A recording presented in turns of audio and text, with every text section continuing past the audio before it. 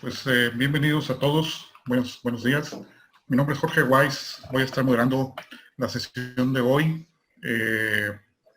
y la idea es que pues, repasemos un poquito algunos temas que tengan que ver con las guías de bioética que hemos estado pues, recibiendo por ahí en la prensa. Empezar pues, a dar las gracias a nuestros que tenemos aquí a la doctora Patricia Mancilla, el doctor Héctor Mendoza. Patricia está físicamente en Querétaro y el doctor Mendoza está físicamente en la ciudad de Monterrey. Nosotros estamos transmitiendo desde CETIS Universidad en Baja California, en Tijuana y Mexicali. ¿Sí? Entonces, esta es una iniciativa que tiene que ver con el Comité de Ética Institucional de CETIS Universidad y quiero comentar con ustedes qué es lo que vamos a hacer esta semana y la siguiente y cuáles van a ser estos diálogos sobre ética que tenemos. Entonces, primero me voy a permitir compartir la pantalla con ustedes para mostrar un poquito sobre esto y de qué se trata. ¿Sí? Entonces, vamos a estar trabajando esta semana y la que entra, hoy 16 de junio, 17 y 18, y la semana que entra vamos a estar el día 24 y 25. Y la idea es de que cubramos algunas sesiones. Hoy vamos a cubrir la actual, que tiene que ver con el diseño y las guías y justificación de las guías. Tenemos como invitado al doctor Mendoza, como ya dije, de la Universidad Autónoma de Nuevo León, y a la doctora Patricia Mancillas, que está en el CISAP en Querétaro. Mañana tenemos aplicación y consecuencias de las guías. Tenemos como invitados al doctor Francisco Alejandro Gutiérrez Manjarres, al doctor Marcelino Morales y al doctor José Antonio Becerra Chávez, y va a moderar el doctor Josman Espinosa, también de CETIS Universidad. El jueves tenemos bioética y COVID-19 y tenemos como invitados a Miriam Madrigal, como estudiante en energías renovables en CETIS, y al maestro José Luis Espinosa, también de CETIS, y a la doctora María Carmen Echeverría Cusi, también de CETIS. Ella está muy involucrada con los temas de ética y va a dirigir el coordinador del comité, que es el doctor Edgar Madrigal. La semana que entra tenemos dos sesiones que son la consecución de estas, que es la primera, una reflexión sobre el COVID, ¿sí? Que va a participar el doctor José Arellanos, el doctor Carlos González y el doctor Luis Linares. También va a moderar el doctor. Y por último, el jueves concluimos con la toma de decisiones en casos de emergencia de salud pública, donde hemos invitado a Mirna Blasque Rodríguez, al doctor Edgar Madrid y a la maestra Juana María Álvarez Sánchez, y va a moderar el doctor Gustavo Morelos. ¿Por qué hicimos esto? Bueno, pues estas sesiones, pues por varios motivos. En primer lugar, es el 11 de marzo, México reconoce la declaración de pandemia de la Organización Mundial de la Salud. Esto apareció en el Diario Oficial de la Federación el 30 de marzo. ¿Sí? Y el Consejo de Salud General de México establece un acuerdo por el que se declara esta emergencia sanitaria, pues es la que estamos viviendo a raíz del virus, que ahora le llamamos COVID. Y el 30 de abril de este mismo año, ese mismo Consejo de Salubridad General emite lo que se ha llamado la Guía Bioética para Asignación de Recursos Limitados, Medicina Crítica en Situación de Emergencia. Poca gente sabe que existe este Consejo de Salubridad General en México, y quiero hacer un poquito de resumen de qué es este consejo, y luego entramos con nuestros invitados. Este es un órgano colegiado que depende del presidente de la República en México y carácter de autoridad sanitaria con funciones normativas, consultivas y ejecutivas. Esto viene en su página. Las disposiciones que emite son de carácter general y obligatorias, por eso hemos tenido que actuar como hemos tenido que actuar, y nace de la Ley General de Salud, y su organización y funcionamiento se rige con un reglamento interno que tienen particular. Su misión específica, como ellos lo dicen, es emitir disposiciones de carácter obligatorio de seguridad general en todo el país, mediante la definición de prioridades, la expresión de acuerdos y la formulación de opiniones del Poder Ejecutivo Federal, para fortalecer la rectoría y la articulación del Sistema Nacional de Salud hacia acabar el cumplimiento de lo que viene algo en el artículo 4 de la Constitución en México. Entonces, hoy vamos a hablar sobre ese diseño y justificación de esa guía dentro de este contexto. Y para eso tenemos a nuestros invitados que me voy a permitir, presentar a continuación. Primero voy a presentar al doctor Héctor Mendoza. Héctor, bienvenido. Muchas gracias por estar con nosotros. Gracias, buen día a todos. Héctor, el doctor Mendoza tiene un doctorado en la Facultad de Derecho y Criminología de la Universidad Autónoma de Nuevo León. Cuenta con una maestría de la Universidad Laval en Quebec, en Canadá, en el área de Derecho Internacional Privado. Y su currículum que me pasaron era como páginas, pero lo voy a resumir en las que se me hicieron más relevantes, que podrían ser de interés para el tema actual. Ha participado con el gobierno de Nuevo León como consultor jurídico y consejero del Instituto Estatal de las Mujeres, y actualmente es profesor de tiempo completo en la Facultad de Social y Desarrollo de la Universidad Autónoma de Nuevo León. Ha desempeñado en diversos puestos, entre los que destaca su participación en el Grupo Académico Salud y Sociedad. Muchas gracias por acompañarnos. La doctora Patricia Mancilla. Saludos. Hola, buenos días. Buenos días, muchas gracias. Mancilla es la coordinadora de la División de Bioética del Centro de Investigación Social Avanzada. Esto está en la ciudad de Querétaro. Y este centro es un espacio que da respuesta a cuestiones sobre la existencia de las personas y de nuestra sociedad. También es la coordinadora de la maestría en bioética en ese mismo centro. Está cursando su doctorado en bioética aplicada. Es maestra en bioética por el mismo CICIP. Y además es cirujana dentista, una interesante combinación. Tiene un diploma en ética de investigación internacional y es vocal del Comité Interinstitucional de Investigación en Salud del Estado de Querétaro. Participa también en el Comité de Ética de Investigación y Bioética del Instituto Mexicano de Oftalmología, y su labor clínica pues, la ha desarrollado en la práctica pública y profesional. Muchas gracias, Patricia, doctora Mancilla, de estar aquí con nosotros. Entonces, a mí me gustaría iniciar la charla. Teníamos contemplado 15 minutos para cada uno de ustedes, pero podemos ampliarlo a 20 si les parece. Y lo primero que a mí me gustaría poner sobre la mesa es precisamente el título de nuestra charla de hoy. Pues justificar estas guías, ver cómo se basan, en qué se basan, cómo nos ayudan a tomar decisiones, cómo ayudan al sistema de salud a tomar estas decisiones que pues, pueden ser de interés para todos y pueden tener implicaciones de vida o muerte en algunos casos. Pati, no sé si quieras tú abrir. Bueno, pues muchas gracias por la invitación a participar con ustedes de este tema tan interesante. Con respecto a lo que nos comenta Jorge sobre las guías, creo que durante la historia de la medicina nos hemos dado cuenta que las guías han acompañado a los médicos, ¿no? En su práctica siempre podemos encontrar que está o la guía de buenas prácticas clínicas o está la guía para seguir ciertos protocolos.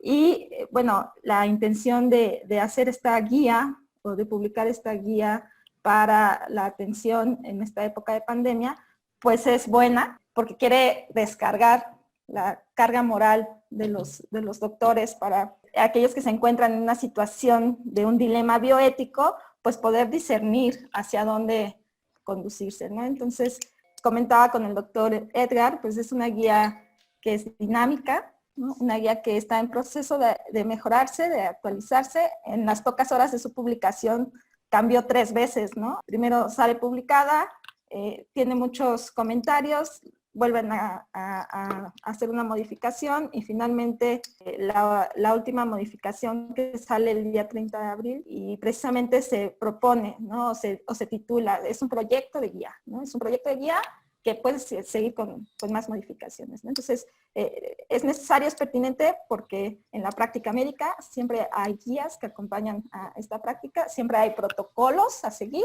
pero aquí lo interesante sería ver en la situación de cada una de nuestras instituciones cómo se va a aplicar esta guía, ¿no? Entonces, respondiendo a esta primera pregunta, pues te diría, ¿es necesaria?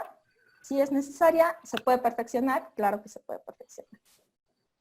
¿Y cuál crees tú que haya sido la base para su diseño? Porque es una guía que abarca pues varias páginas, tiene alguna fundamentación, bastante sencilla desde mi punto de vista porque es principalmente legal y está basada en las leyes de general de salud y otros reglamentos y otras leyes, por supuesto. Pero, ¿cómo se justifica? O sea, ¿cómo se justifica para que un médico, en el momento que tenga una situación complicada, pueda tomar una decisión? Bueno, la práctica médica se caracteriza precisamente por ser un buen arte, ¿no? Por esa lex actris médica. Es importante saber que esta guía debió de fundamentarse en la relación médico-paciente, ¿no?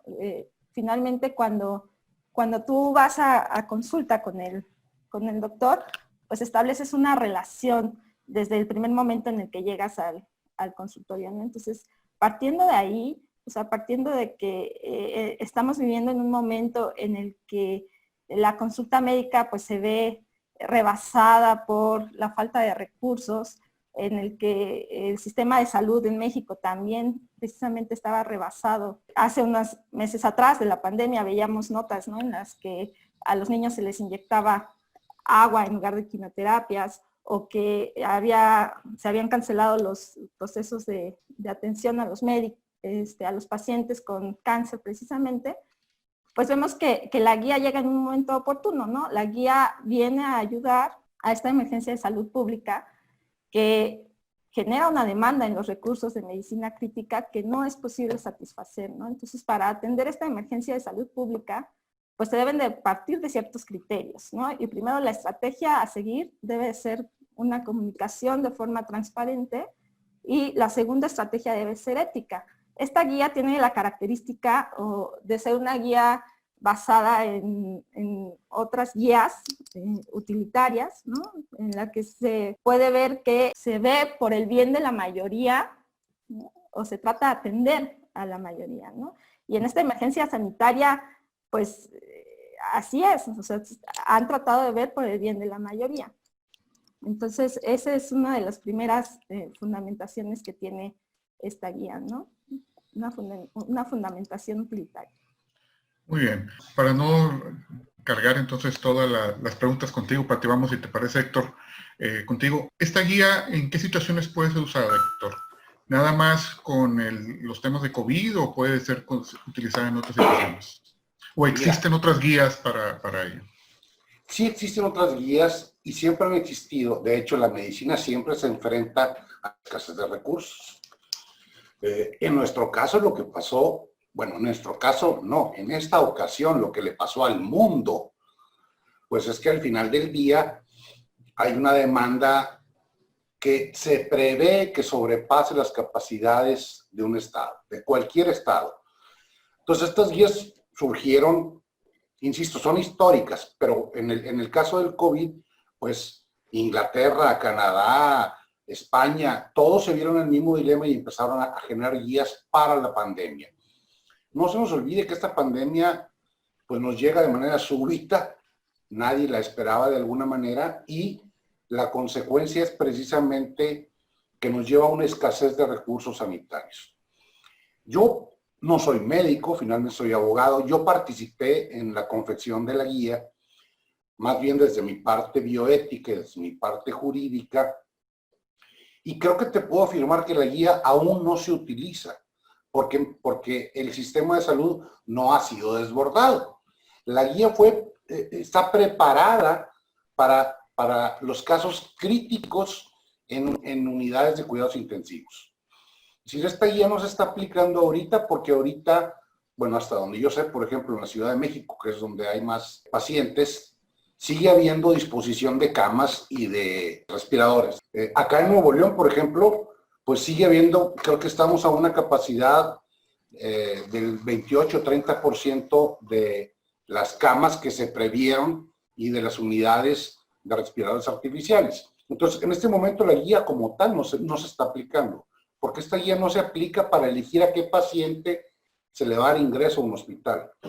Se utiliza para que los médicos puedan, como bien lo dijo la maestra Patti, para que los médicos puedan descargarse de esa carga moral que significa tomar la decisión cuando tengo un respirador y 2 pacientes.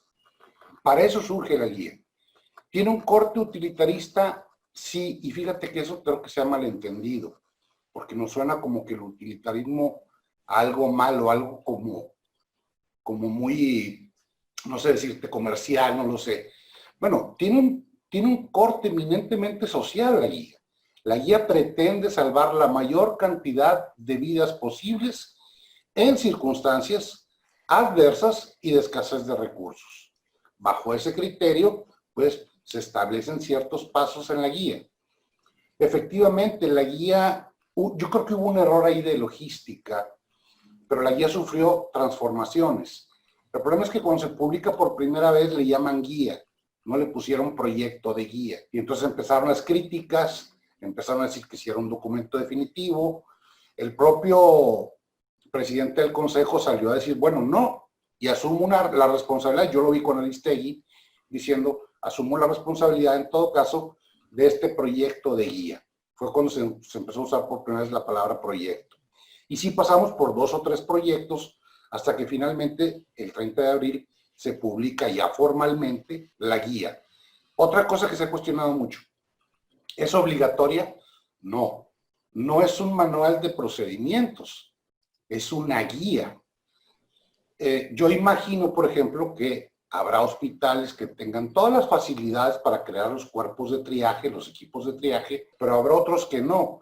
Y el hecho de que no tengas, no sé, estoy pensando en hospitales rurales, el hecho de que no tengas las condiciones para crear equipos de triaje tampoco significa que la guía no te sirva.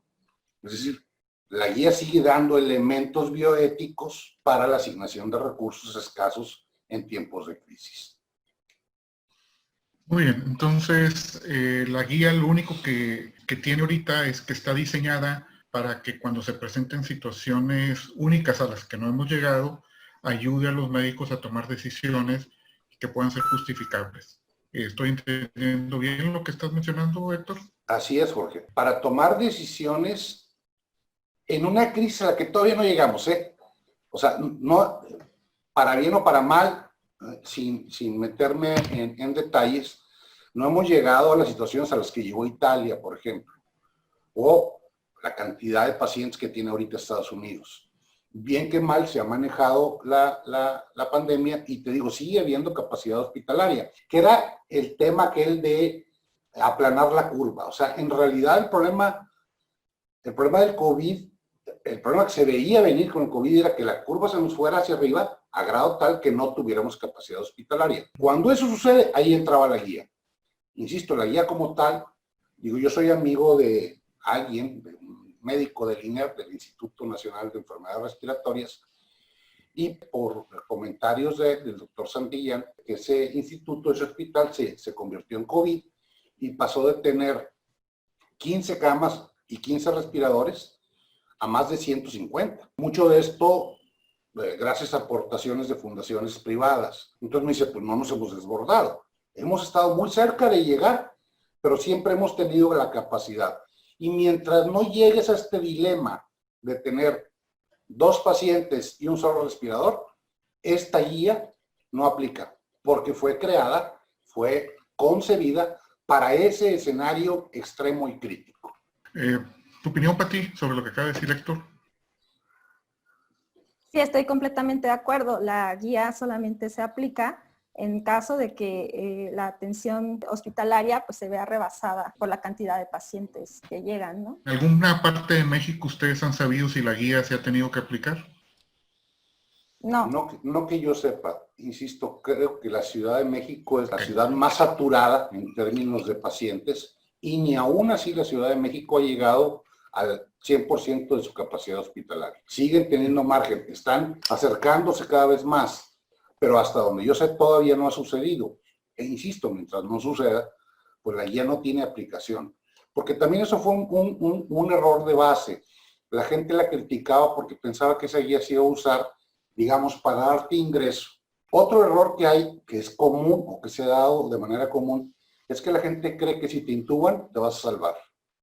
Y pues no, en realidad el proceso de intubación es muy difícil y el pronóstico de un entubado es muy bajo. El pronóstico de salvarse es muy bajo, creo que no llega al 30%. Incluso en otras situaciones médicas que no son de COVID, es lo que he sabido, que es muy baja la supervivencia cuando ya te conectan a una máquina.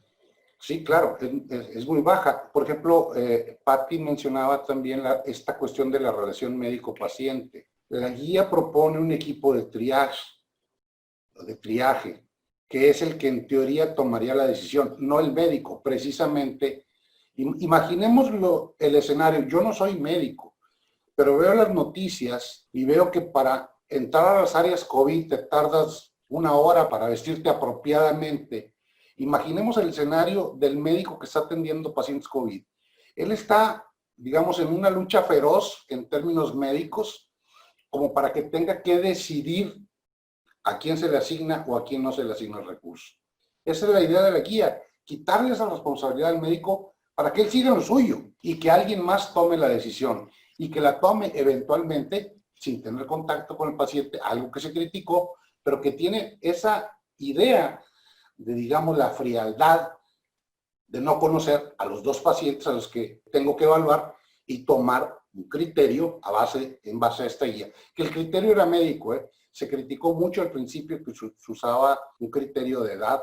Al final del día no se incluyó el criterio de edad, es un criterio médico. Lo que sí es cierto, que es muy probable que por edad quedes descartado porque tienes, porcentualmente hablando, tienes muchas más probabilidades de tener comorbilidades que un joven. No hay una certeza. Entonces, bajo esta guía, eventualmente un viejo también podría, digamos, ser palomeado para efectos de recibir el tratamiento médico. El diseño de la guía, entonces, un tema que ahorita estás tocando, definitivamente no es por edad. Entonces, ¿en qué se basa el diseño? Sí, yo quiero decir que es importante recalcar que las decisiones éticas que se toman en atención a la salud en general, pero en estos tiempos de pandemia, deben de ser aquellas que miren el proceso de la enfermedad y que en todo momento velen por la dignidad humana. O sea, esa debe ser, o debemos de tener en nuestra mente que eso debe de ser una decisión ética. O sea, velar en todo momento por el resguardo de la persona que es el enfermo. Ahora, para poder tomar una decisión, o estos equipos de triage lo que deben de hacer es priorizar los síntomas clínicos objetivos para poder decir, bajo la valoración de los diferentes especialistas, qué pacientes, objetivamente hablando, son los que requieren llegar a la unidad de cuidados intensivos y quiénes son los que, por enfermedades que tengan o otras situaciones propias de ese paciente, no requieren de esos cuidados, ¿no? Y tengo que enviarlos entonces a una unidad de cuidados paliativos. Aquí lo que hay que cuidar es que el paciente nunca sea abandonado, o sea, que no tenga, que por el hecho de ser descartado de una atención, ya el paciente no tenga ninguna atención. Eso no debe de suceder. O sea, si el paciente no es para ingresar a la unidad de cuidados intensivos, entonces es un paciente que se puede ir a los cuidados paliativos, o es un paciente que puede pasar la enfermedad en su casa y solamente le vamos a controlar la sintomatología, ¿no? Entonces, sí es importante ver que el criterio fundamental deben de ser las características clínicas objetivas que va a tener este paciente, el cual va a ser valorado por los especialistas en la situación específica en la que se encuentra en ese momento, ¿no? No podemos pensar que una guía puede cubrir todos los escenarios clínicos que se nos puedan imaginar, porque quienes hemos practicado la medicina de cierta manera, sabemos que ningún caso es igual, ¿no? Entonces, aquí lo importante es ver los criterios clínicos objetivos y sobre ellos actuar, ¿no? Sí, Héctor, tú mencionaste los equipos de triaje. ¿Podrías ampliar un poquito más cómo funciona? Pues el equipo de triaje es un equipo de médicos también, que bajo los criterios de la guía tomarán la decisión de a quién se le asigna o no. Insisto mucho en el punto de quién se le asigna o no un recurso cuando hay recursos escasos. Insisto en el ejemplo, cuando tengo 2 pacientes o más y un solo respirador. Es ahí cuando opera o debe operar los criterios de la guía, y la intención es que lo tome un equipo, no una persona, un equipo que eventualmente ni siquiera, insisto, está en contacto con el paciente y que lo haga precisamente a partir de criterios objetivos, como dice la maestra Mancilla. Es decir, que se establezcan los criterios de la guía, que la guía tomó como referencia otras guías, y estas otras guías que se están usando, pues unas y otras se toman como referencia. Esta discusión sobre el tema de la edad se dio también fuertemente en Italia y fuertemente en España. ¿Cuál es la diferencia, por ejemplo, entre Italia y nosotros? Bueno, en algunas zonas de Italia, en general en el país, pero en algunas zonas de Italia, la población es eminentemente vieja, eminentemente de edades avanzadas y con comorbilidades. Entonces, ciertamente que el criterio de una circunstancia y el de otra, pues cambia. Las circunstancias nos obligan a cambiar de criterio. Entonces, estos equipos de triage, esa es su función, tomar la decisión para permitir que el personal médico, además, para permitir que el personal médico siga en lo suyo. Otra cosa que se criticaba en la guía o que se cuestionaba era que se había puesto que el personal de salud tenía prioridad. Y alguien decía, ¿pero por qué? Bueno, pues en principio porque son, uno, digamos, una especie de gratitud social para con ellos, pero dos, pues son los que nos van a salvar, los que nos van a sacar del cuadro si es que la cosa se pone complicada. Además, no podemos comparar la cantidad de riesgo que yo puedo tener al ir a dar clase en la universidad que el nivel de riesgo que tiene un profesional sanitario que está en un hospital COVID y que está tratando pacientes COVID. Hemos sabido ya de caso aquí en México, al menos de uno, de una enfermera que se suicidó de la presión a la que está enfrentada. Entonces creo que los no médicos, de repente podemos no dimensionar bien a bien la presión a la que se enfrenta un personal de salud, médicos, enfermeras y demás, en un hospital donde están tratando pacientes COVID, ¿no? Pati, tú que si eres o estás en el área médica, ¿cómo se reparten las culpas de quién toma una decisión o no médica? Porque entiendo que en la guía pues viene un diseño de eso, pero yo creo que es bien importante desde la perspectiva de los parientes al momento o del mismo enfermo, de decir, pues, ¿quién está tomando esto y a quién le echo la culpa si me va bien o se me va mal? Sí, mira, yo creo que en la práctica médica, algo que es ley, ¿no? Es que vas aprendiendo conforme a la experiencia. O sea, en la escuela te pueden decir, la mejor técnica para dar las malas noticias es que vayas a un cuarto y en un ámbito acogedor, pues tú le digas al paciente que pues tiene un cáncer o que su familiar falleció, etcétera, etcétera. Pero así estés en el mejor escenario que te pinta el profesor en el salón de clases, la experiencia que te da el llegar, el ver al familiar en el área de urgencias, porque en los hospitales públicos no hay un cuarto acogedor que te vaya a recibir para las malas noticias, ¿verdad? En medio de las urgencias, en donde hay más pacientes que están graves, en donde hay personas que están gritando de dolor, en el que está un niño llorando, ahí el médico se tiene que enfrentar al paciente y decirle, o al familiar, ¿no? Y decirle, pues, lamentablemente, tu familiar ha fallecido, ¿no? O te tengo esta mala noticia. La experiencia es la que te va a ir formando. Entonces, no es que se repartan las culpas. Yo aquí creo que antes de la guía, todos debimos de dar un paso atrás y pensar que si esta pandemia, nuestros héroes, o quien la iba a salvar era el personal de salud, pues son a quienes los debimos de haber cuidado primero, ¿no? Entonces, ¿qué es lo que está pasando? ¿Por qué se suicida una doctora? ¿Por qué otra persona que se quiere aventar de un edificio, que también es personal de salud? ¿Por qué estamos agrediendo a los médicos que nos están ayudando? O sea, ¿qué es lo que está pasando con la sociedad? ¿Qué es lo que está pasando con nosotros? Están los médicos enfrentándose a una enfermedad y no tienen cubrebocas. O sea, el sistema, a lo mejor una mala administración, alguien por ahí, no les hizo llegar los cubrebocas o la bata, ¿no? O la careta de protección. Entonces están los médicos con sus propios recursos, en muchos casos, enfrentándose a una enfermedad que todos desconocemos y que estamos aprendiendo día a día qué es lo que está pasando con ella. Pasan mucho tiempo en el área de cuidados críticos o con estos enfermos con un disfraz, ¿no?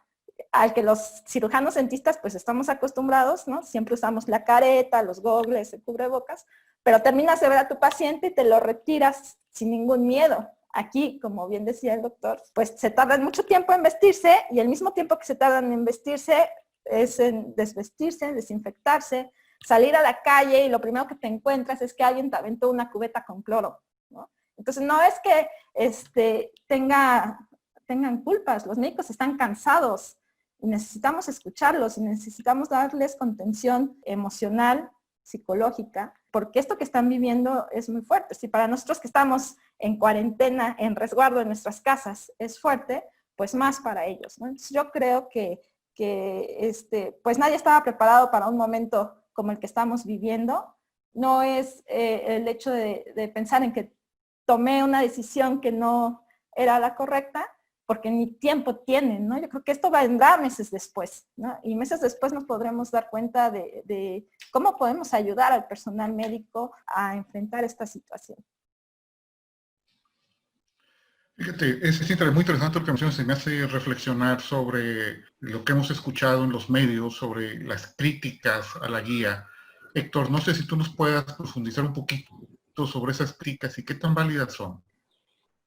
Antes de eso, quisiera retomar algo que mencionó Patti. Adelante. Todo este tema, mira, es un problema de cultura. Es decir, cuando en Europa veíamos que a los médicos les aplaudían, acá veíamos que los agredían. Es un tema, me parece, eminentemente cultural. Yo estoy metido desde el ámbito de la bioética y del bioderecho, tanto con el inicio como con el final de la vida. Y siempre me ha llamado la atención cuando he tenido la oportunidad de estar, pues no sé, en Francia, en España, en algunos países de Europa, en Canadá, cuando hice mi maestría, siempre me ha llamado la atención cómo el extranjero cree que el mexicano se burla de la muerte, que somos una sociedad que no le tememos a la muerte, por toda esta cuestión de nuestras tradiciones en torno al Día de los Muertos. Nada más falso que eso. Somos una sociedad que le tenemos mucho miedo a la muerte. Le tenemos tanto miedo a la muerte que tú no puedes en una reunión, digamos, en una carne asada, sacar el tema de la eutanasia, porque no faltará el que te diga madera, madera. No hablemos de eso. Lo que está pasando ahorita incluso con el tema del COVID tiene que ver con otro tema que es muy interesante, que es el de voluntades anticipadas. Decía Patti, bueno, si no te puedo atender en la unidad de cuidados intensivos, que insisto, no hemos llegado a ese nivel, pero si no te puedo atender, debo de ofrecerte algo más, que sea, por ejemplo, cuidados paliativos. Pero ¿qué pasa si yo no quiero que me entuben? ¿Qué pasa si yo, Héctor, ya decidí que no deseo que me entuben, que yo no quiero pasar por ese proceso? Hay un tema jurídico no desarrollado en México que se llama voluntades anticipadas, muy desarrollado en la Ciudad de México, que es en donde empezó un poco el tema, pero que no está desarrollado en los demás. En la Ciudad de México sí se está, al ingresar al paciente, se le está preguntando si tiene su documento de voluntades anticipadas, porque a lo mejor es un paciente que dice, yo no quiero que me resuciten. Entonces, ni siquiera para qué pasarlo a cuidados intensivos. Yo podría decir, yo no quiero que me pasen a cuidados intensivos y que me intuben. Y es mi derecho. Y estoy en el ejercicio de la autonomía decisional. Estos temas de las agresiones al personal de salud, estos temas, el que tú planteas, el de la culpa, bueno, la guía precisamente pretende que un equipo externo tome la decisión para evitar culpas, incluso desde una perspectiva jurídica, porque la culpa se reparte entre tres, es decir, no es una decisión arbitraria. No hay la posibilidad de que a mí después me demanden porque tú, Edgar, médico, decidiste que a mi papá no le iban a dar el servicio, por las causas que sean. Entonces es todo un tema que tiene que ver con la cultura. No sé si han visto una nota de una persona que yo conozco que ha estado saliendo últimamente en la prensa, que es la doctora Lucía Ledesma. Ella está en el hospital 20 de noviembre, está, digamos, en el frente de batalla, y ella es psicóloga, y han estado utilizando a un perrito que yo sé que es de ella, que se llama Harley el Tuerto, no sé si han visto la nota, lo disfrazan, le ponen sus gogles y lo traen ahí en las áreas de COVID y ha resultado ser un exitazo el perrito para dar aliento, para sacarle una sonrisa, lo mismo a médicos que a pacientes. Es decir, efectivamente el estrés de estar en esas unidades es muy fuerte y hay que buscar otros mecanismos. Lamentablemente hablamos de culpa cuando no podemos hablar de culpas. La única culpable de la muerte, en este caso, es el COVID. O sea, al único que podríamos culpar es al virus, y al virus le importa 3 cacahuates si lo culpamos. Fuera de eso, los médicos, quiero pensar, que están haciendo lo mejor que pueden por ti, por mí, por cualquiera. No sé si ahorita se vio en la imagen, soy fumador. O sea, yo tengo alta presión y tengo 40 años de fumar. Yo sé, yo participé en esa guía y cada vez que la leía decía yo, no me estaré dando un balazo en el pie. O sea, porque por mis condiciones soy descartable totalmente. Soy de los primeros a los que deberían decir, pues no, porque pues tiene un pronóstico malo, porque es muy probable que se gasten recursos en él que no van a redundar en nada. Entonces no deberíamos de hablar de culpas, lamentablemente, y por una cuestión más que todo cultural, me parece a mí, estamos viendo estos escenarios tan patéticos en perjuicio de estos héroes que se la están rifando por nosotros, aquí y en China. Muy bien, muchas gracias, Héctor. Pati, una pregunta para ti, ya que sacó Héctor lo de voluntades anticipadas. ¿Cuál es tu opinión entre estas voluntades anticipadas y las personas, su dignidad, la dignidad humana, esa relación que puede existir entre estas voluntades anticipadas donde yo decido qué servicio médico quiero, si es que lo quiero, o cuál no quiero, y la dignidad humana de la persona? La voluntad anticipada tiene o se hizo precisamente para cuidar la voluntad de la persona que está enferma, ¿no? Cuando yo cuido la voluntad de una persona, estoy cuidando su dignidad. O sea, la voluntad anticipada es una herramienta, una excelente herramienta que tienen los médicos para poder saber cuál es la voluntad del paciente cuando al paciente ya no le es posible hablar o ya no le es posible decir esto es lo que quiero para mí, ¿no? Ya no puedo decidir por mí, pero a mí me gustaría, como bien lo dice Héctor, pues, a mí no me gustaría estar entubado, ¿no?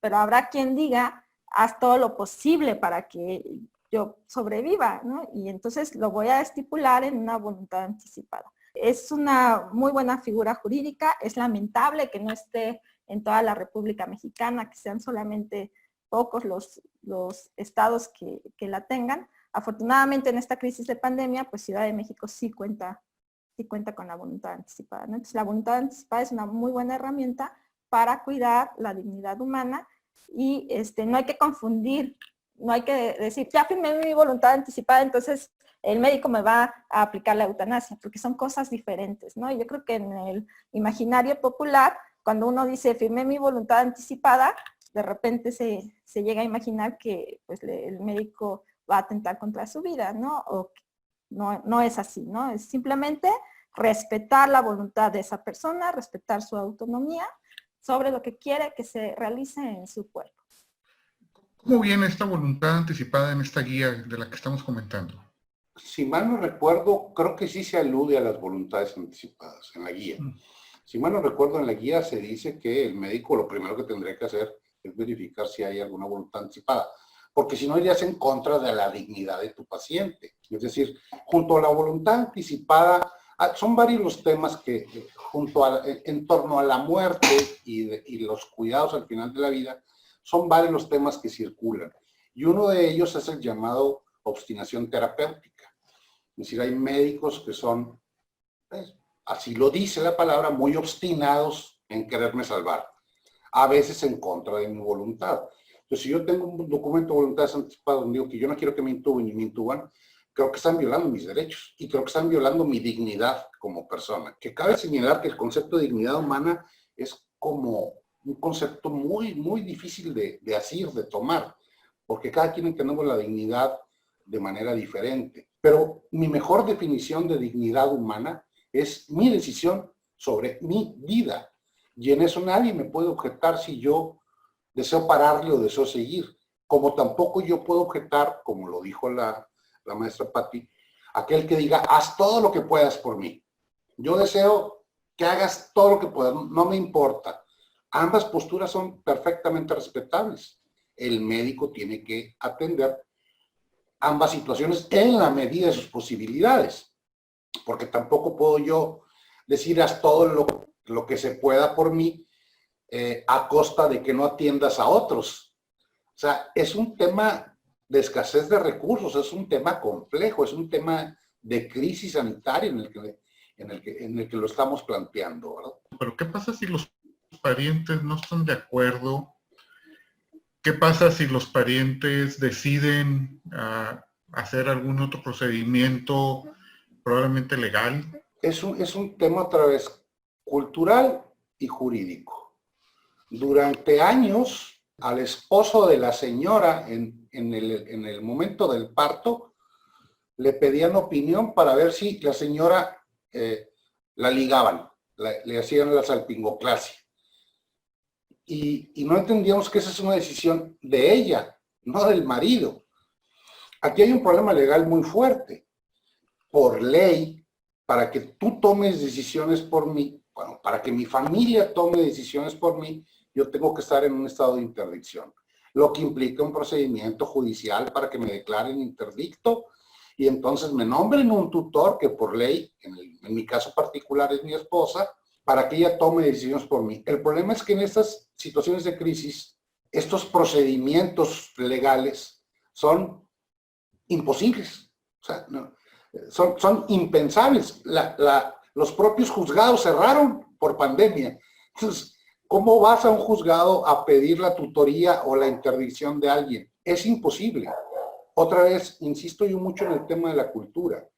Tenemos una cultura muy machista, una cultura patriarcal en donde el padre decide y por regla general, incluso la propia ley, a veces complica las cosas porque te dice que será la familia la que tome las decisiones. ¿Cuál familia?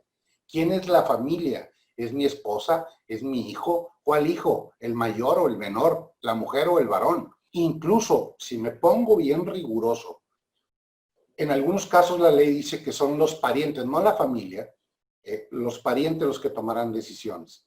Bueno, no voy a entrar en el debate ni en la explicación, pero yo soy pariente de mis hijos, pero no de mi esposa. Mi esposa no es mi pariente. Mi esposa es con quien yo contraté a través de un contrato preestablecido, aceptamos una vida en común y lo que tú quieras. Entonces, en épocas de crisis emergentes como esta, el derecho se queda corto, muy corto, muy, muy corto. Estamos hablando del tema del COVID, yo te podría poner 1000 ejemplos en temas bioéticos de cómo el derecho se queda corto. Además, te debo decir con mucha pena, que el tema de bioético como tal en México no está desarrollado. Y el tema biojurídico, mucho menos. Entiendo. Mucho menos. ¿Tú qué opinas, Pati, desde la perspectiva médica, esta parte de que los parientes o los familiares de un enfermo que se le acaba de comunicar una decisión basada en esta guía bioética no están de acuerdo desde la perspectiva médica? Bueno, desde la perspectiva médica también hay ciertos criterios o ciertas normas a las que hay que apegarse, ¿no? Y ya lo comentaba bien Héctor, pues hay quienes deben de tomar las decisiones por el enfermo y la verdad es que es una situación muy difícil. Yo aquí apelaría a algo de lo que no hemos hablado, pero que me parece que es muy importante y es la figura de los comités hospitalarios de bioética, ¿no? Yo creo que cuando hay una situación en la que no se puede ponerse de acuerdo entre el familiar, el médico y otras personas parientes, pues hay que apelar a los comités hospitalarios de bioética. Hay que quitarnos de la cabeza que el comité hospitalario va a criticar la decisión del médico y verlo como esta ayuda ante estos dilemas, porque en todas las familias sucede que cuando alguien muere, pues todos quieren dividirse la herencia, ¿no? Y entonces las familias empiezan a destrozarse unas a otras, ¿no? Y aunque son los hermanos más unidos, pues ahí se ve que no eran tan unidos. Y es lo mismo cuando la mamá está hospitalizada y uno quiere que ya no se le haga nada y otros quieren que se agoten todos los recursos para salvarla, ¿no? ¿Y quién decide, no? ¿A quién vamos a escuchar en estos casos? ¿Al médico? ¿Al familiar? ¿A cuál de los hijos, no? Y son hijos gemelos que nacieron con 1 minuto de diferencia y los dos son los más queridos de la señora. ¿A quién voy a escuchar? Entonces necesito poder apelar a alguien más, ¿no? Y que alguien que esté fuera del problema me pueda decir cuál es objetivamente la mejor estrategia para el cuidado y el resguardo de la persona que es el paciente, que está inconsciente y que ya no puede manifestarse, ¿no? ¿Qué es lo que esta persona hubiera querido? Entonces el Comité Hospitalario de Bioética tiene que actuar, ¿no? Y yo creo que es lo que también faltó incluir en esta guía, ¿no? La figura principal de los comités hospitalarios de bioética y a los propios comités de cada hospital, pues hacerles un llamado a que en esta situación de pandemia su papel sea primordial, ¿no? Que se note que hay un comité hospitalario en esta institución que me pueda ayudar como médico, como familiar, como personal de salud en general, ante algún dilema que se pueda presentar, ¿no? Entonces, los comités hospitalarios de bioética son muy importantes. Aquí surge una pregunta en el chat que dice, ¿cómo le hacen para que los médicos en este tiempo de saturación y crisis sanitaria conozcan la guía o la conocen hasta el momento de deliberar qué hacer o no con un paciente? Héctor, no sé si tú nos quieres comentar y cerramos con Pati. ¿Cómo se le hace? Bueno, la gran ventaja que tenemos es la época que nos toca vivir. Esta guía está en el sitio oficial del Consejo de Salubridad General y supongo que hasta el hospital más remoto de alguna manera tiene una conexión con todo el sistema de salud, porque al final del día ese consejo regula el sistema de salud. Y cuando hablamos del sistema de salud no hablamos de hospitales públicos, hablamos de todo el sistema de salud que incluye hasta el consultorio del médico. El sistema de salud en México se compone por todos los hospitales públicos y privados. Entonces, bueno, la difusión se tendrá que dar por las estructuras propias de los organismos, públicos o privados, y por otro lado, te digo, vivimos en una época en la que con un clic la puedes bajar. Hasta aquí el comentario puntual a tu pregunta, pero quisiera regresarme un poquito la cuestión esa del derecho de los familiares otra vez, de quién toma decisiones. Algo que ha estado pasando es, yo lo llamaría el abuso del derecho. Te repito, yo tengo mucho contacto con alguien del INER y, por ejemplo, al inicio de la pandemia pasaba que la gente iba a un juzgado federal, se amparaba diciendo que fueron al hospital, que pidieron una prueba para saber si tienen COVID y que el hospital se lo negó. Y con base en mi derecho a la salud y el rollo, promovían un amparo y los jueces ordenaban, hazle la prueba.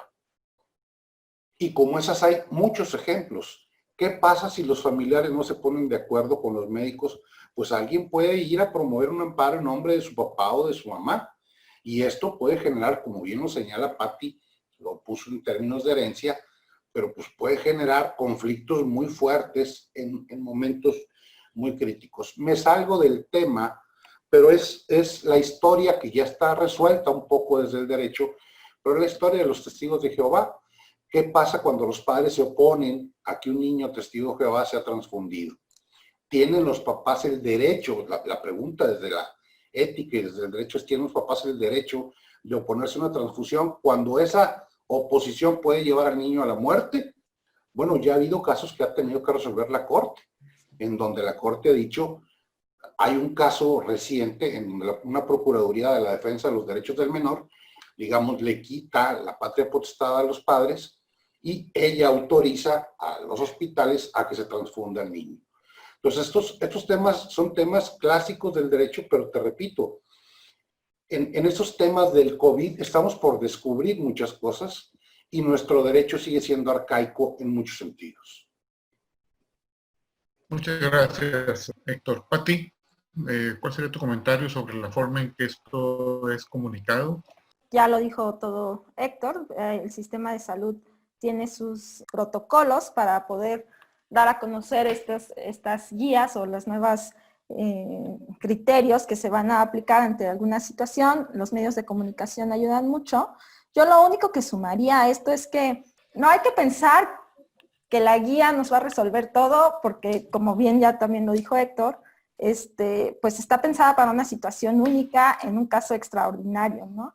Yo más bien aquí apelaría a que hay que invitar al personal de salud en general a conocer la bioética, ¿no?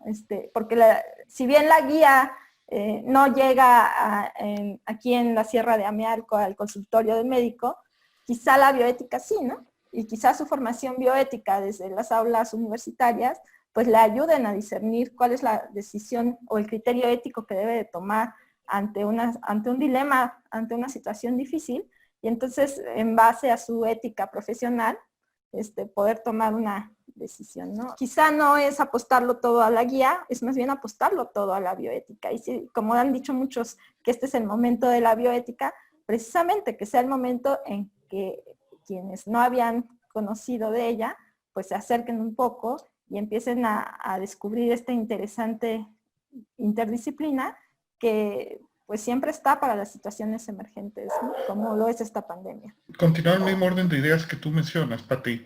Fíjate, la guía, hasta donde recuerdo, menciona estos grupos de 3 personas, donde tienen que ser, si mal no recuerdo, 2 médicos y un administrador.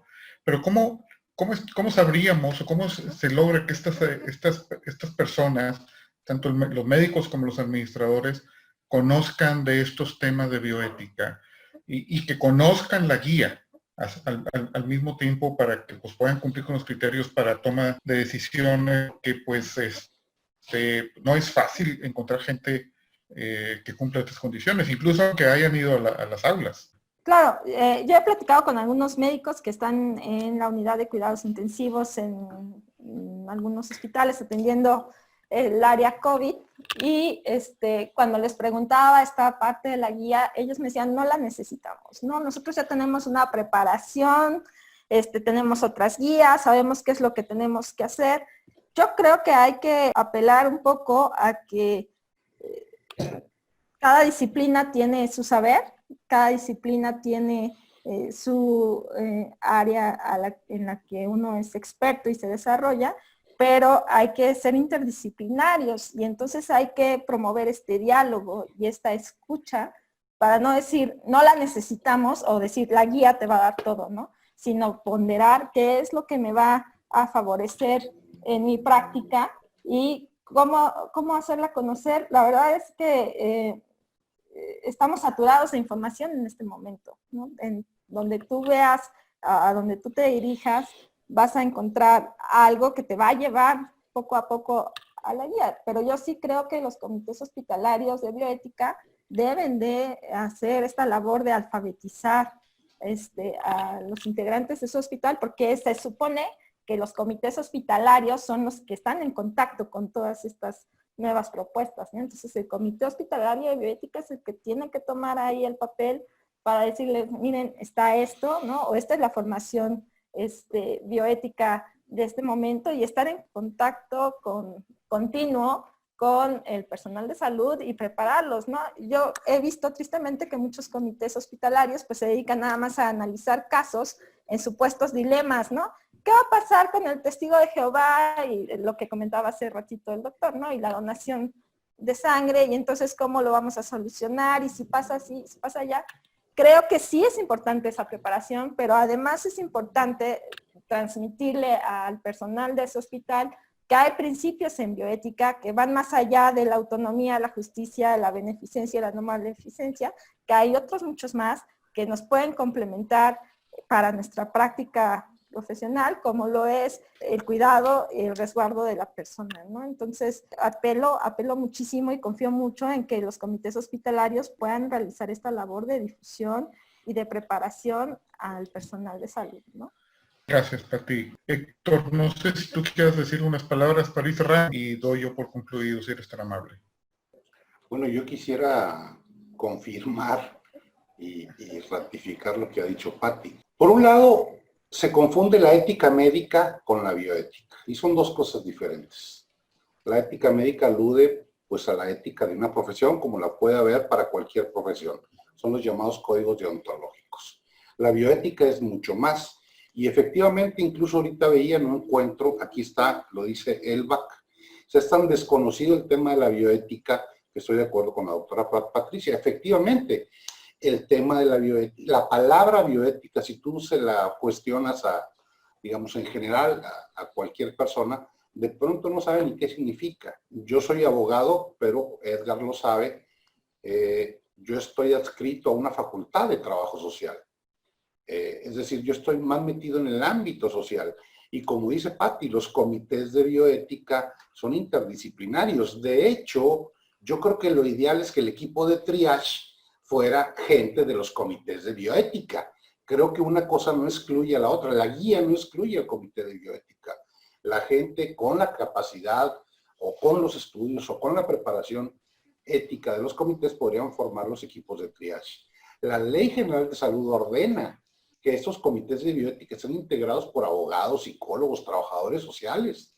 Son precisamente un equipo multidisciplinario que otra vez, desde el discurso académico o desde el discurso incluso científico, hablamos mucho de la multidisciplinariedad de las ciencias, pero en los hechos no lo practicamos. Sí, yo estoy muy metido con el tema del inicio de la vida y para poder opinar tuve que aprender conceptos embriológicos porque yo, como yo era padre, yo creía que yo ya lo sabía todo y resulta que no, ¿verdad?